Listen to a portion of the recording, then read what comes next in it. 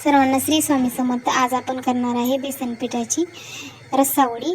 1 वाटी बेसन पीठ घेतलेलं आहे, अर्धा चम्मच लाल तिखट घेतलेला आहे, अर्धा चम्मच हळद घेतलेली आहे, अर्धा चम्मच धना पावडर घेतलेली आहे, 1 चम्मच मीठ घेतलेलं आहे, चवीपुरतं हिंग घेतलेला आहे, 1 चम्मच तेल घेतलेलं आहे। सर्व एकत्र करायचं आणि घट्ट पीठ मळून घ्यायचं। त्यानंतर आपल्याला सर्व मसाले एकत्र करायचे आहेत। हिरवी मिरची घ्यायची आहे, शेंगदाणे घ्यायचे आहेत, लसूण घ्यायचं आहे, आलं घ्यायचं आहे, कोथिंबीर घ्यायची आहे। सर्व मसाले मिक्सरमधून काढायचे आहेत। त्यानंतर कढईमध्ये तेल घ्यायचं आहे, जिरी मोहरी आणि ते मसाले वाटण केलेलं आपल्याला तेलामध्ये टाकायचं आहे।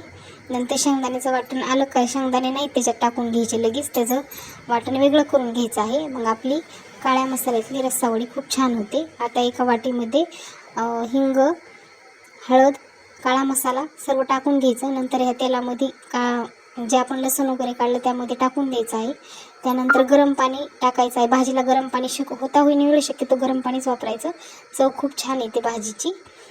आणि भाजीला उकळी आले, आपल्या रश्श्याला उकळी आल्याच्या नंतर हे जे पाटवडी आपण तयार केलेली आहे ना, ते एका चाकूने बारीक करायचे। आता जे शेंगदाण्याचं आपल्याला मिश्रण जे केलेलं होतं ना आपण, ते आता आपण भाजीमध्ये टाकून घेतलेलं आहे रश्श्यामध्ये। तर आता आपली पाटवडी एकदम तयार आहे लाटून। आता ती भाजीमध्ये टाकून घ्यायची रस्स्याला उकळी आल्याच्या नंतर। खूप छान होती। अशा पद्धतीने केले तर म्हणजे खूप सोपी आहे, खूप अवघड रेसिपी नाही आहे।